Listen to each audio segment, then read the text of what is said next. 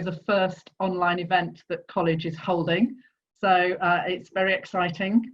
But it's also, of course, the first online event that the Queen's Women's Network is holding, which makes it doubly exciting.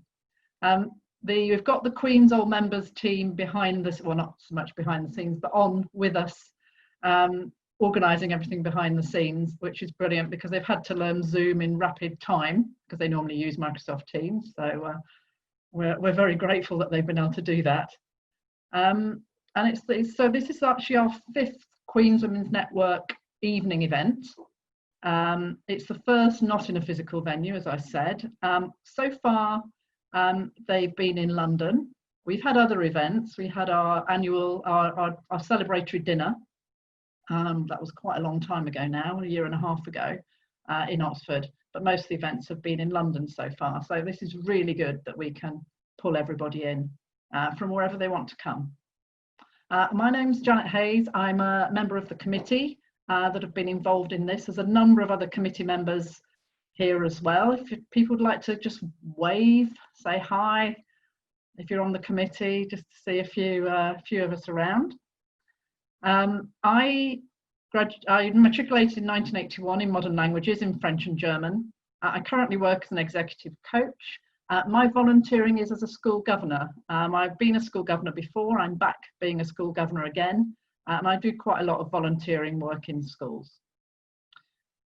So, housekeeping again quickly. Full name, subject, matriculation year if you can.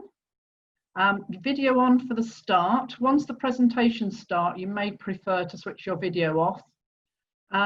You've got 2 options on views. I think most of us are pretty familiar with Zoom nowadays, but there is the option of either a speaker view, so you mainly see the speaker, or you can retain the gallery view and see everybody, and that's usually on the top right of your screen.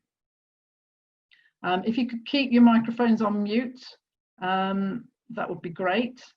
And just to warn you, as you may have spotted in the top left, certainly on my laptop, we are now recording this. So we're recording all the main parts, but we won't actually be recording the breakout groups. And it's actually not possible to do, but we aren't recording those, just so that you're aware. This event is in response to your feedback. At previous events, you've asked for more on careers, so we're doing that. And you also wanted to hear more careers stories from old members, so we're also doing that as well. We've got 2 speakers, Jane Macaulay, who's the former chair of the Surrey Magistrates Bench, welcome Jane, and Alison Sanders, known to most of us as Alison Spargo from her days at Queen's, and I'm sure Alison will say a lot more about herself shortly. If you've got questions for Jane and Alison, if you could put them into the chat as we go along, that would be really helpful. And once Jane and Alison have finished, we'll have 10 minutes or so on your questions. I'll probably put the questions, but if you actually want to ask the question yourself, say, and I'm sure we can cope with the technology, and you can actually ask the question yourself if you prefer to do that. So just mark that in the chat if that's the case. So with no further ado, I'm going to hand over to Jane. Hi there, and thank you very much, firstly, for inviting me to talk to all of you this evening. It really is a testament to the determination of Janet Hayes, who you've just heard from, Jen Steadman and Gemma Hayward, all of those 3 in particular. They've worked really hard to enable this meeting to go ahead this evening, despite the current restrictions. And I'm sure all of you would really like to thank them all for facilitating this evening. I know Alison, and when Alison first asked me if I would be interested in chatting with you, it was much earlier on this year. And I don't think any of us could have known that conducting meetings in a virtual manner would frankly have become the new norm. We've all been on a very rapid learning curve of discovering new ways of working, and most, if not all of us, have now become really very used to virtual attendance via screens in our own homes, to meetings, exercise classes, perhaps even dinner parties. And I think one of the good things is that these virtual platforms have required all of us to perhaps be a little kinder and more understanding of others' circumstances when they are working from their own homes rather than their offices. And I heard a really lovely story that I'd like to share with you the other day. A very senior Crown Court judge was conducting a trial, and the defence lawyer who was presenting to the judge was doing so from a screen in his own home. And halfway through his talking to the judge, a small child ran in at the back of the room and cried out very excitedly, "Daddy, Daddy, come outside now." Now, you might have thought a crusty old judge would have been really rather dismissive and disparaging of that, but not one bit of it. The judge said, very kindly, I thought, "Perhaps we should take a short adjournment so that you can see what requires such urgent attention in your back garden, and then we will resume." And I think that's a really great example of how we should and could be more compassionate and understanding of others' circumstances at the moment. You will have read my short biography. When I stopped working for Marks and Spencer's, that was when I became interested in the voluntary sector. And my first foray into voluntary work was as a helper for Riding for the Disabled, which is a charity that offers riding to both children and adults who have physical and or learning disabilities and or autism. Being able to ride or work with horses provides therapy, fitness, skills development, and opportunities for achievement.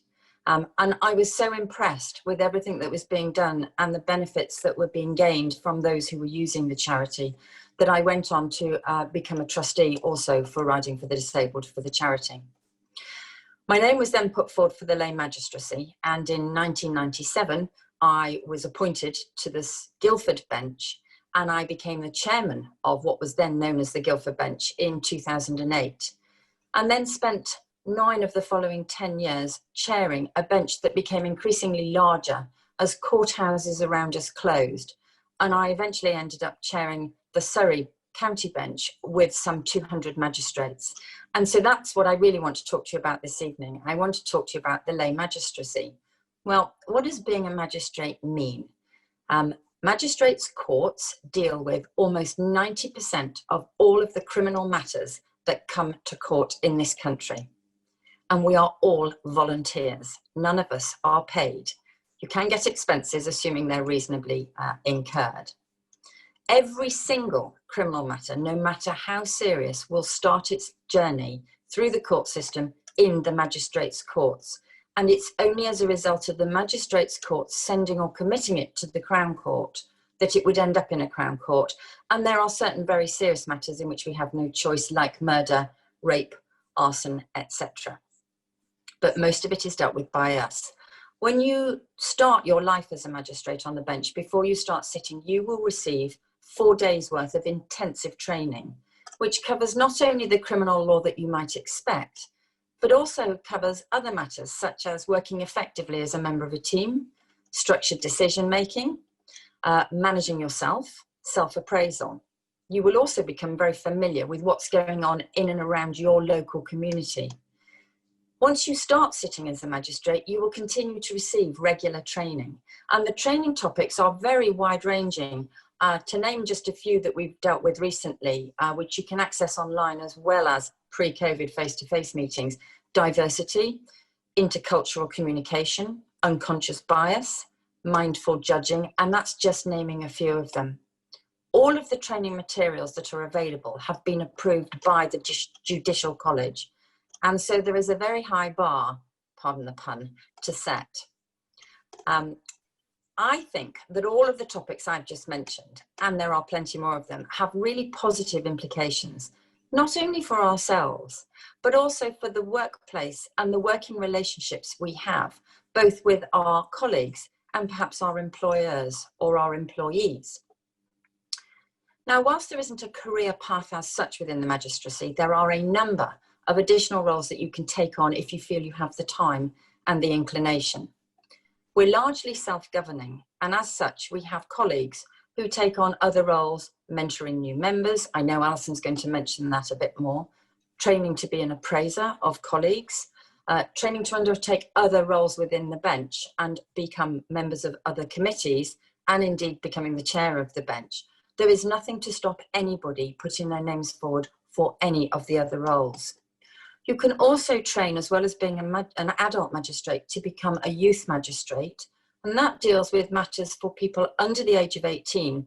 And just perhaps interestingly, you can't come into a criminal court as a defendant unless you are over the age of 10. Anybody under the age of 10 is deemed not to have criminal responsibility. We also have a family bench, which you can be appointed to these days directly, or you can be an adult and a family bench member. Family benches deal with both private and public law. So just as an example, private cases usually involve parents where there is a concern for children, so divorcing, separating parents, and who they should see, where they should live, who they should live with, can they travel abroad, and often the benches, whilst they will try to mediate, may well have to make a decision, and grandparents are often involved in those decisions. Public law is the work where the local authority will have a concern for children, particularly for their safety, and may well apply to the court for children to be removed from their home, and benches do get involved in removing children from their home and adoption cases. As a result of my involvement with the magistracy, I was honoured to be appointed as a Deputy Lieutenant for Surrey last year, and that's another voluntary role which doesn't have any expenses. That's the only difference really. But again, it's a role that's very much involved with the local community. We play a very large part in championing good causes and seeking out and helping support areas of need and difficulty within the county. Lieutenancies are by county. So recently, I, along with a couple of my colleagues, have just formed a working party to try to establish how the current pandemic, and perhaps more specifically the lockdown, has impacted domestic abuse in Surrey, and how we might be able to support and assist in that area. I think it's quite interesting that the lieutenancy and the magistracy within the voluntary sector are very old and very established roles, and yet they're both roles not many people know very much about. And that's not just interesting, it's perhaps a little concerning, which is partly why we are doing what we're doing tonight, to try and get the message out a little bit more. Both of them are also very old-fashioned institutions, and they, maybe more than many, have had to work very hard at finding these new ways of working using remote, virtual, digital platforms. And they have probably moved forward more in the last 6 months than they have in the previous decade. And it makes me think of one of the jokes. There've been many of them, haven't there, throughout COVID. One of the early jokes was a question: who led the digital transformation of your company? Was it the CEO? Was it the MD? Or was it COVID-19? And of course, the pandemic has changed forever the way that we all now work, and probably the way we all continue to live. And whilst that's a joke, it's often true, I think, that when you find yourself in a new and unknown situation, you suddenly do find that you can get on with it. And there are many positives that can come out of it. And I suggest that the same can be said for volunteering. It's sometimes all too easy to just say, oh, I haven't got the time, I've got lots of other commitments, my employer won't give me the time off. But I believe that the benefits that you and your employer or employees can gain can often outweigh the perceived barriers. And I really would like to end this evening by asking, would you consider whether you or anyone you might know might enjoy the role of becoming a magistrate? You wouldn't just be giving something back to your local community, but at a minimum of 13 days, that's only 1 day a month, it would be something that isn't hugely onerous. And I think it would be giving yourself and self-development something back. It's really, really interesting work. And the training brings many new skills.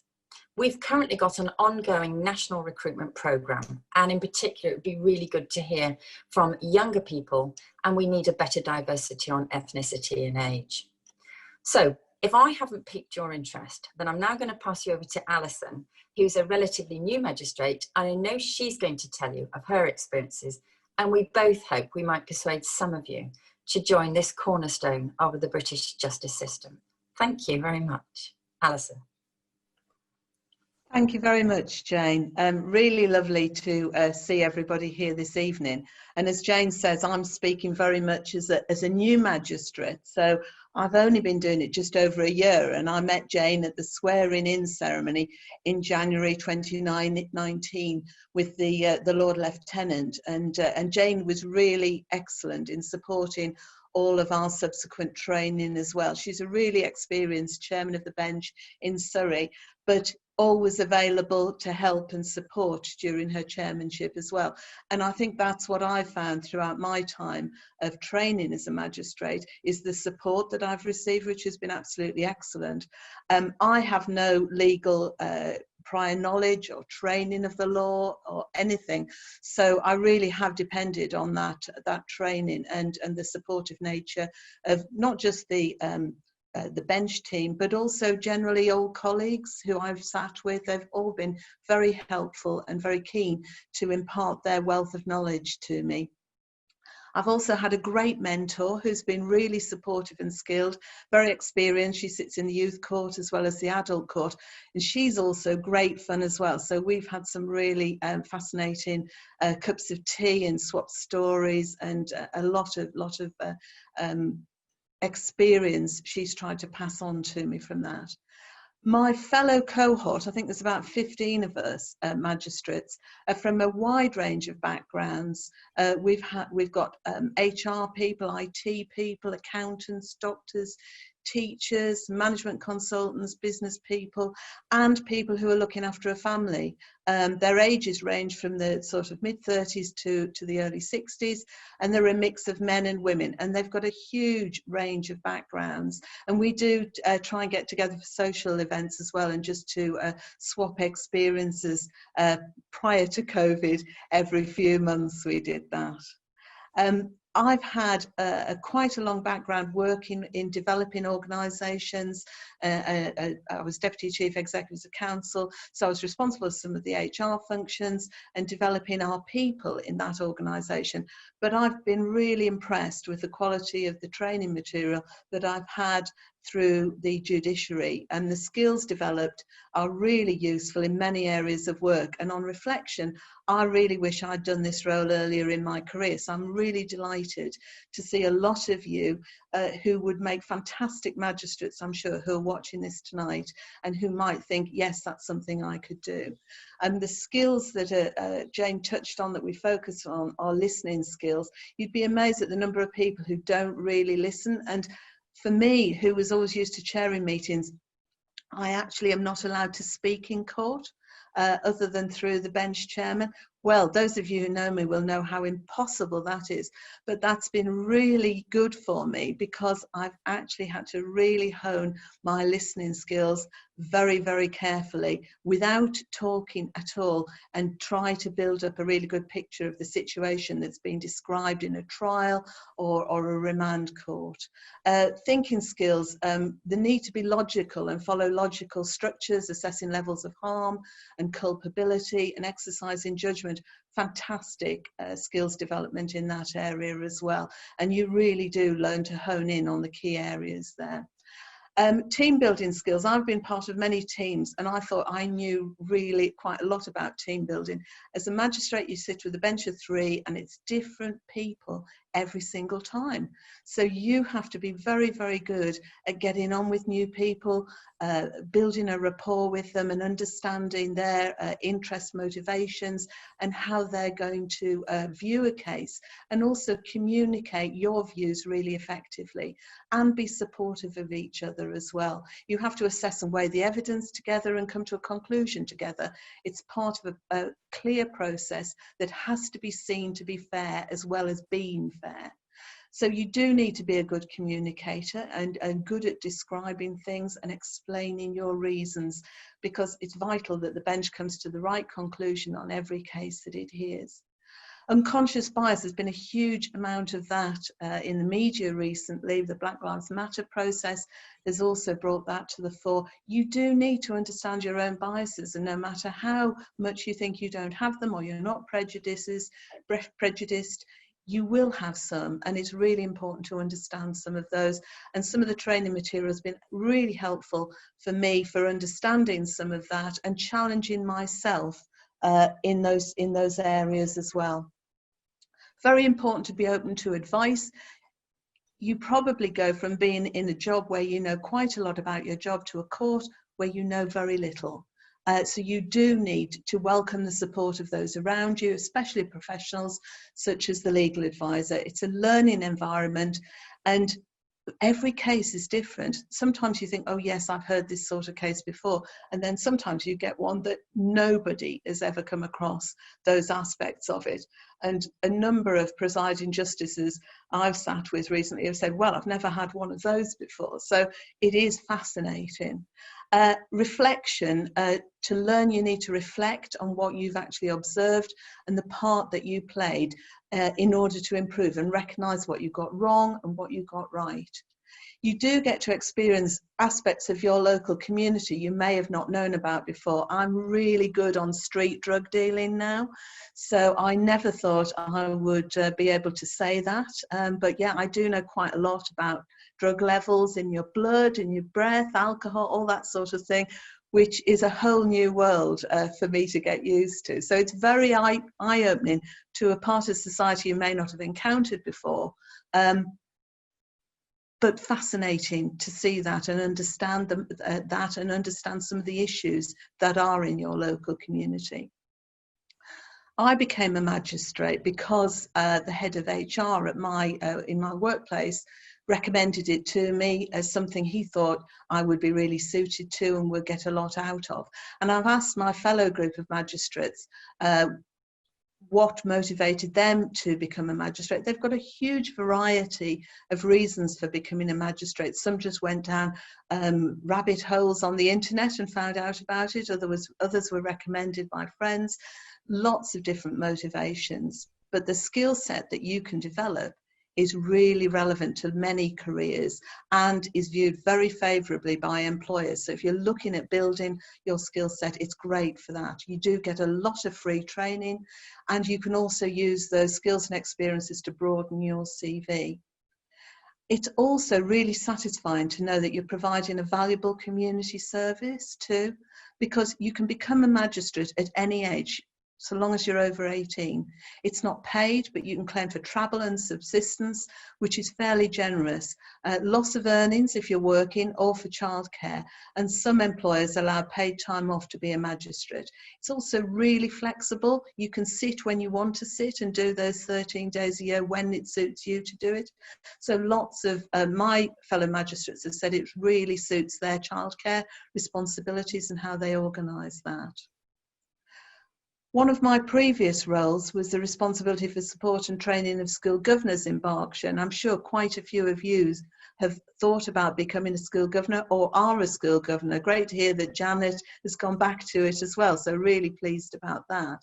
Again, being a school governor, it's a vital community role, but again, recognised by many major employers as developing valuable skills and risk-free experience for that company, for their employees.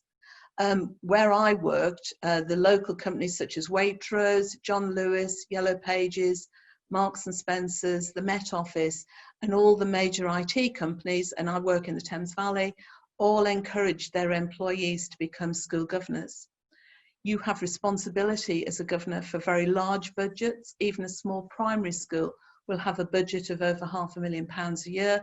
Large secondary can be a few million, 2 or 3 million. And you have responsibility for strategy, planning, staffing matters, marketing, communications. Again, fantastic skills and experience to develop for a CV. You may also find that being a school governor is compatible with any caring responsibilities that you may have too. So it can fit in with different times of your career and family development too. Often people do these volunteering roles, but they don't always recognise them as good for their career, and that these add skills and experiences to their CV. So what's stopping you volunteering? Usually time is a big issue for busy people, but if you view volunteering as an opportunity to develop your skills and experiences, then that's part of investment in yourself and your future life. The knowledge of what opportunities are available, there are a wealth of different opportunities around, but do something that interests you, as it will take up your time. Previously, I volunteered to work with people with mental health issues, and also at a reconciliation centre for families of terrorists in Northern Ireland. These are really good in bringing real live experiences into any career or interview situation and giving you levels of resilience and skills that you might not have previously had. Many organisations, voluntary organisations, offer support and access to training that would be difficult to get in many jobs. Citizens Advice Bureau, National Trust, Home Start, as well as the magistracy and school governorship, I know all offer really good levels of training. And often in your local area, you'll have a volunteer centre that can help you find a role to suit you. And there's lots of information online, particularly on the gov.uk site. So whilst we've talked this evening about the magistracy particularly, I do think that actually there are many opportunities, volunteering opportunities, that can really develop you as a person and support your career. You just need to be open to those. And I'm really looking forward to discussing some of those with you further in the group sessions. So thank you very much for listening, and back to Janet now. Thank you, Alison. Thank you, Jane. Really good, really interesting to hear those. Right, so we've got a few questions here. Any more, please type them in. There's one sort of technical question, which either you two or perhaps if you've got a lawyer on me might be able to help with. But it was a question about the 10-year-old rule from Mark Evans. Well, hello, Mark. Mark provided premises for one of our meetings a year and a half ago now. Did the rule about being sort of legally responsible from 10 years old, did that come in after the trial of John Venables and Robert Thompson, as they were 10 at the time that they were tried? I don't know the answer to the specific question, but they were, of course, 10, so they were 10 and over. Perhaps I didn't put it particularly well. You can't be 9, but you can be 10 and over. And I wondered if that question would come up, so I did double check it, and they both were over the age of, they'd reached their 10th birthday. I don't know if that answers the question. Yes, I can it does. try and find, oh, great.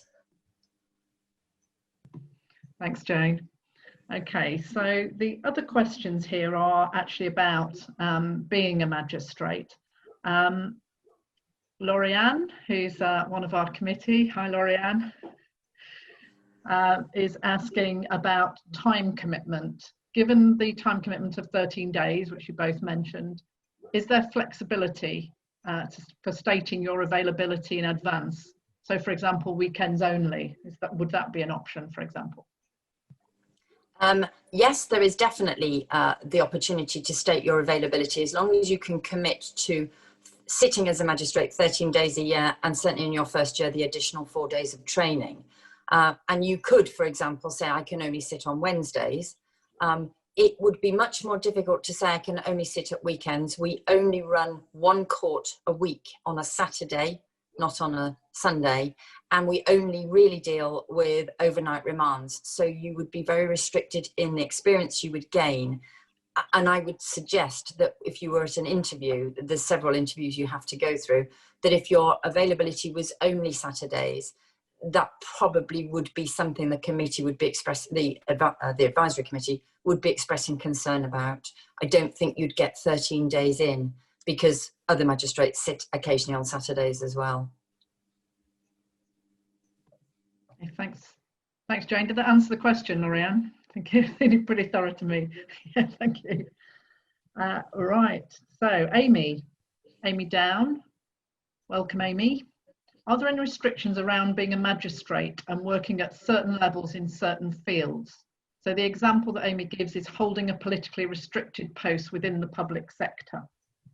Yes. I think I might be able to answer some of that, actually, because having come from a politically restricted post in the public sector into the magistracy straight in, then I was limited. I had a letter telling me that I couldn't sit on any cases involving local authority issues, and there are things to do with council tax and sometimes environmental issues.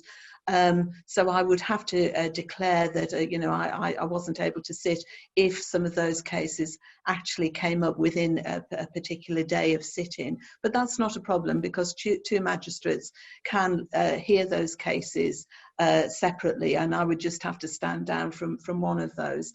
It was part of the reason, though, Amy, that I decided that I wouldn't go on the Berkshire bench, because having worked in Berkshire, I just knew so many people in Berkshire, and I just thought it was going to be too dangerous for me to constantly be having to recuse myself from potentially knowing police officers, people who are coming to court, etc.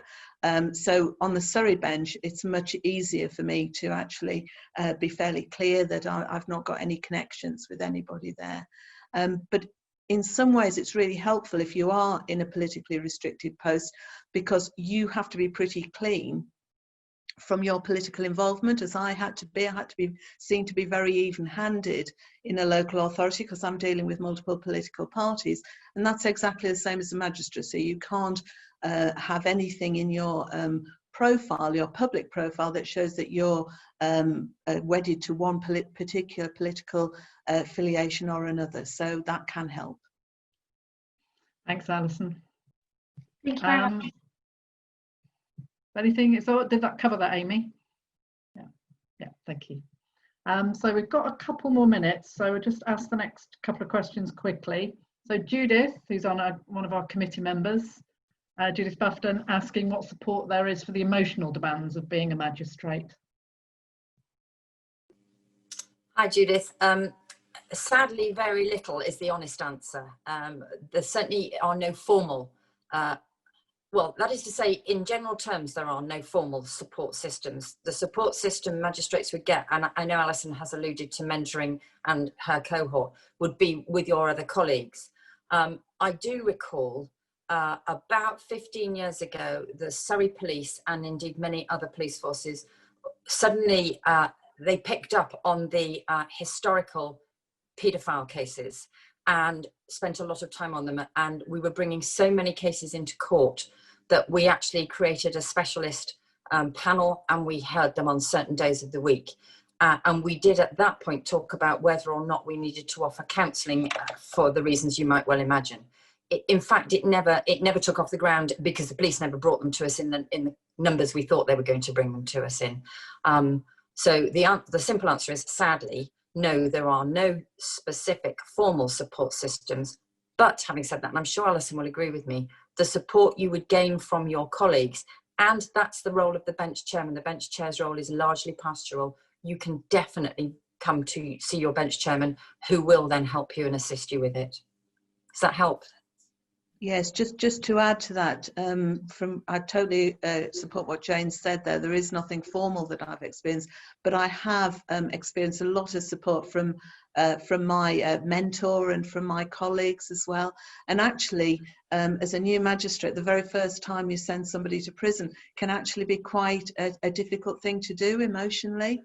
And especially if they break down in the dock when you do that, it can be quite challenging. So it is really good to have that support of colleagues and be able to talk it through, because we've all been in those difficult situations before. So I found that the support of colleagues to be immensely valuable. Thank you. Thank you. Thanks, Judith. So Kathy, about the whether the workload and types of cases have changed after the austerity cuts to the national legal budget. I think the answer to that, the simple answer to that is there's been an increase. But the reason there's been an increase is the austerity meant that the courts were being required to be utilised in a much better in a much better way. And so you will find, certainly when I started sitting as a magistrate, there were many times where we would retire to our retiring rooms while other cases were sorted out, and we would often have left the courthouse by 2 o'clock. These days, it's very rare not to fully utilise a court. A fully utilised court works from 10 till 1 and 2 till 5. And it's very rare to leave your courtroom, frankly, even at 5 o'clock. I would suggest most of us are sitting till at least 5:30. So I think the answer is yes, for obviously austerity has meant that we run less courts, but we put more work into them, and we therefore utilise them certainly more effectively and more efficiently. Thanks, Jane. And then we've got the answer to the question about the 10-year-olds from Sarah Macaulay. Do you want to just quickly outline that for us, Sarah? Sorry, it's Sarah. Yeah, I put my hand up as a family law barrister. and I'm also now teaching law at University of Exeter, so it's in my notes. It came in 1998. It was previously between the ages of 10 and 14. There was a rebuttable presumption about whether a 10, 11, 12, 13, 14-year-old could know about the criminality of the act that they had done, but it certainly did reflect the cases of Venables and Thompson in why the Labour government looked to make that amendment to 10, and I'm sure I will not speak for the worshipful bench members on the call who deal in youth courts and the difficulties that deals with particularly very young, what I think we call tweenagers. Certainly in the family court they're increasingly being called that. I'm not entirely convinced it's a good term, but there you are. Thank you, Sarah. Very helpful. Right, we need to move into breakout rooms now. We've got just over 15 minutes, I think, in breakouts. I think Jen will give us warning when we're coming to the end of those, but we'll aim to finish by about 5 to 8. There will be a volunteer facilitator, I hope, if the technology goes to plan in each group, and they will have the questions. But the topics, and we're not reporting back on these questions, and I know we often do on Zoom and these things. The questions are about your experiences of volunteering that you're prepared to share, what skills and experience you'd like to have and develop, and what areas of volunteering might interest you. So quite general questions to talk about in groups. So I'm going to leave it to the magic of Jen and Zoom to put us now into those breakouts.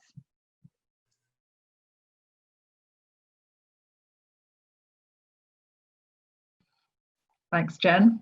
Worked wonderfully well from our perspective. We had a really good discussion. One person asked a question and then there's lots to talk about. So thank you for that. I'm delighted that so many people were able to join us today. I think there are about 50 on the call, possibly more. But it's just been really, really good to see everyone. It was great to hear Jane and Alison, great to hear I've lost Alison on the screen now, but great to hear your journeys, Ava. Great to hear about your journeys of volunteering through your lives almost, and particularly the self-development that you've had, the training that you've had, and the personal development that you've gained through doing those roles. We had one more question, which was what's the maximum age for being a magistrate? I don't know if you've got a very quick answer to that. 70. Thank you. 70. Thank you. Thank you. So 70. So that question was asked. So if we could perhaps thank, I know we're all on mute, but if you could thank Jane and Alison in the usual way, if you want to come off mute and do it, or put the applause up that you can do on Zoom, that would be wonderful. But thank you both very, very much. Thank you. Thank you. Thank you. Thank you. Thank you very much. Thank you. So the idea now is that we go into informal breakouts just for a quarter of an hour. If people want to do that, there's no obligation. You can drop off the call now or you can stay on. But Jane and Alison, that was brilliant. Thank you very much for transferring to Zoom for us.